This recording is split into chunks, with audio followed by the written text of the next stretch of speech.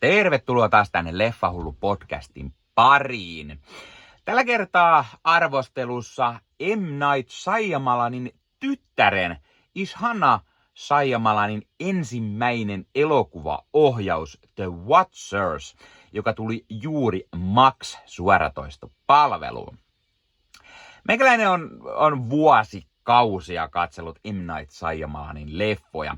Vaikka kaikki hänen leffat ei ehkä olekaan niin hyviä, tai ainakaan oman makuun, niin kyllä mä aina ne on mielenkiinnolla katsellut. Ja nyt kun hänen tyttärensä teki esikoisohjauksensa, niin kyllähän sitä kiinnostusta heräsi. Varsinkin kun se sanottiin olevan samanlaista kuin Isukin alkupään leffat, niin kiinnostus heräsi heti.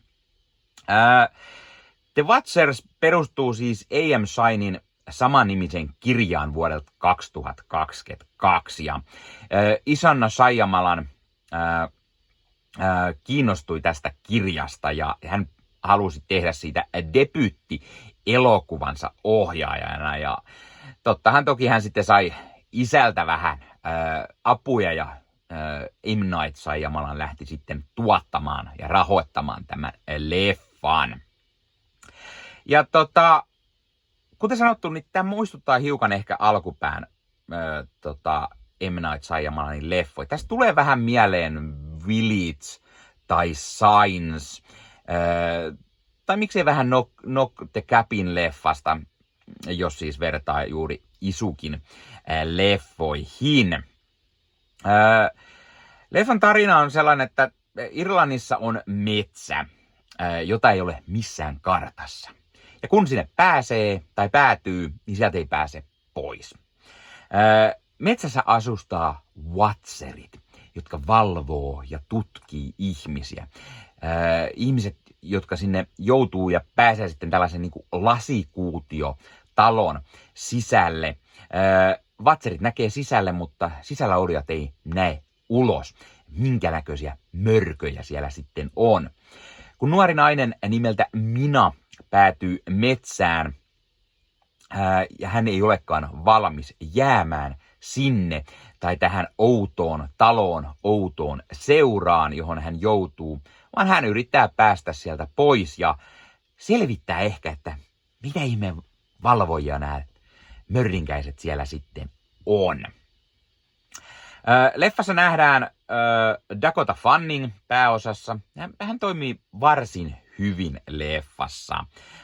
Olwen Fouре, joka on todella hyvä tämmöisenä hieman creepinä hahmona. Sen lisäksi Georgina Campbell, Oliver Finnegan, Alistair Brammer sekä John Lynch.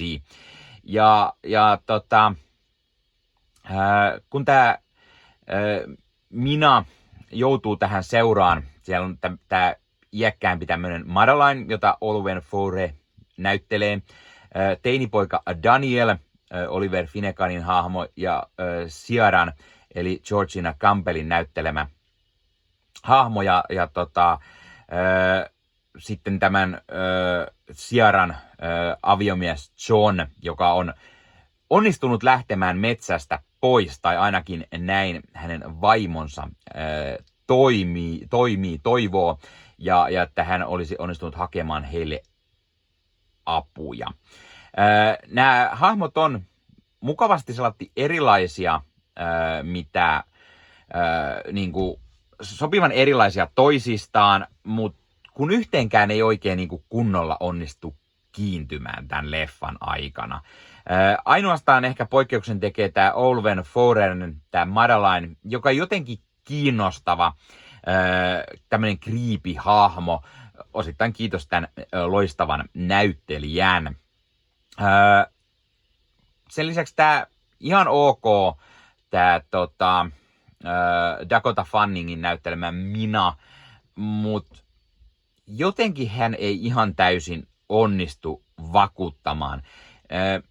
Nämä näyttelijät on osittain hiukan pökkelöitä ja tässä on ehkä vähän semmoista hölmöä dialogia ja osittain jopa tulee mieleen, että Dakota Fanningilla on vähän vaikeuksia jotenkin tämän elokuvan niin kuin pikkusen hölmöyden kanssa ja miten jäykkä se osittain on. Ja ehkä semmoista niin kuin dialogi, mitä välttämättä ihmiset ei oikeasti keskenään niin kuin juttelisi. Silti jotenkin tämä tuntui hyvältä. Jotenkin mä viihdyin tämän parissa. Tässä on mukava semmonen kauhu, thrilleri, fantasia, fiilis. Tässä tulee paljon mieleen M. Night Shyamalanin leffat. Pikkusen ehkä Guillermo del Toro-maista fiilistä nämä mörrinkäiset, mitä siellä on. Mutta sitten semmonen vanha kunnon kauhu, semmonen leffa, missä ei kunnolla nähdä sitä mörköä. Tiedetään, että siellä on jotain. Se aiheuttaa siihen semmoisen oman lisäfiiliksen. Jopa niin, että aloin miettimään, että onko siellä oikeasti jotain. Vai onko tässä joku Shyamalanille tyypillinen twisti. Ja sehän on hyvin tyypillistä isukki Shyamalanille. Niin se näyttää vähän olevan myös tyttärelle. Tässä on muutenkin paljon sellaisia isukki Shyamalanin tyypillisiä tavaramerkkejä. Elokuvassa on hyvä idea. Ja siinä on niinku ovela semmoista niinku juonen käänteitä, joilla niinku yritetään että räjäyttää katsojan niinku tajunta. Mut vähän niinku isukki Shyamalanenkin leffoissa, niin loppu vähän lässähtää. Ja niin myös tällä kertaa, eli Ishanna Shyamalanin esikoisohjaus on hyvin tyypillinen Shyamalan leffa, hyvässä ja huonossa, eli se loppu vähän lässähtää, siinä yritetään kehittää semmoista pikkusta pakollista twistiä, sekin on vähän nähtävissä jo aikaisemmin, eikä se oikein toimi kunnolla, kun se jotenkin jää puolitiehen se yllätystwisti siinä, ja se ei ihan pääse oikeuksiinsa. Mut leffassa on silti hyvä semmonen creepy-tunnelma. Siinä on hyvä alku, mut loppuun kohden meno sit pikkusen lähtee lipsumaan. Mut silti se mun mielestä pysyy tarpeeksi kiinnostavana, että kyllä mä ehdottomasti suosittelen tätä ja kyllä mä tästä niinku tykkäsin. Ja mä odotan innolla myös, mitä Ishanna Shyamalan tekee seuraavaksi. Hän on tosiaan ollut, tämä oli hänen esikoisohjauksensa, mutta hän on ollut esimerkiksi isänsä televisiosarjan Servantissa ohjaamassa.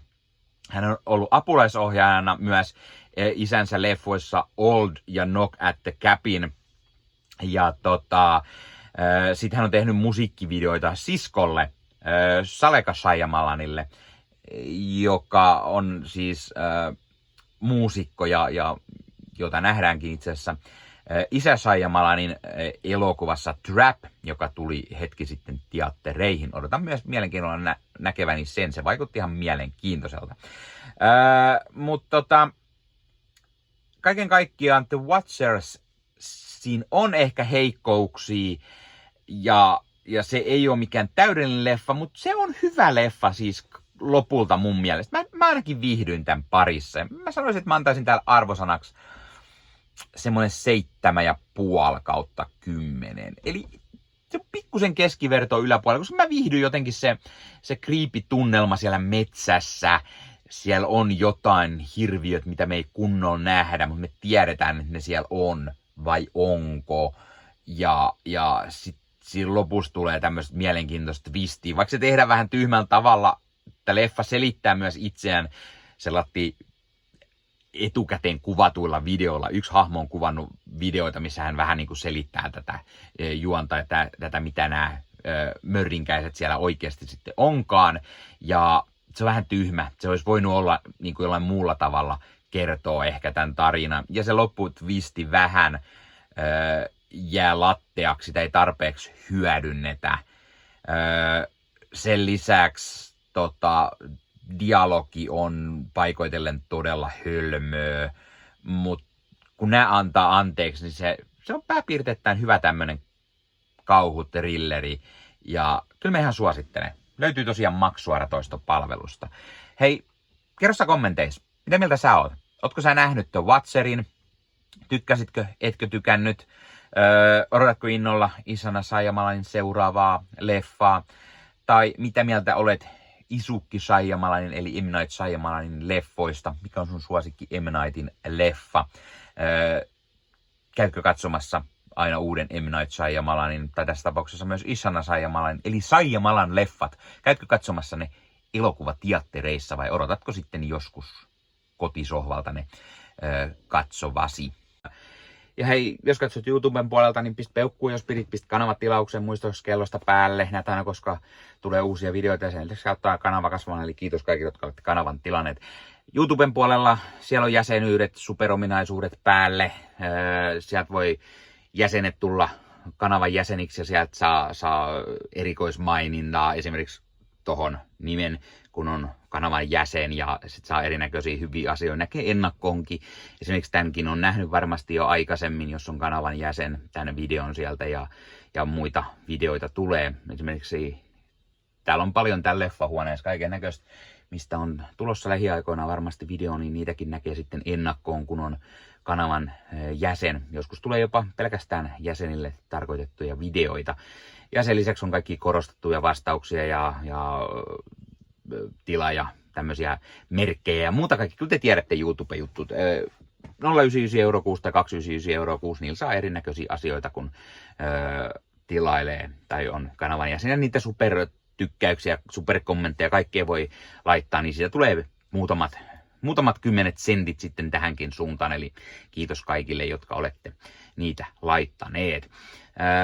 Ottakaa Leffahullu somekanavat haltuun, Instagrami, TikTokki, Facebook-sivusto, jäne. Meikäläinen tekee Marvel Podcast Suomea, Star Wars Podcastia ja sitten sen lisäksi meikäläinen kuuluu Leffamediaan, jos on yli 30 sisältöä, jotka rakastavat leffoja ja sarjojen katsomista, niiden arvostelemista ja kaikkeen leffoja ja sarjoihin liittyvää. Sieltä löytyy leffa- ja sarja-aiheiset uutiset, huhut, trailerit, sieltä löytyy haastatteluja, kaikennäköistä leffa- ja sarja-aiheesta.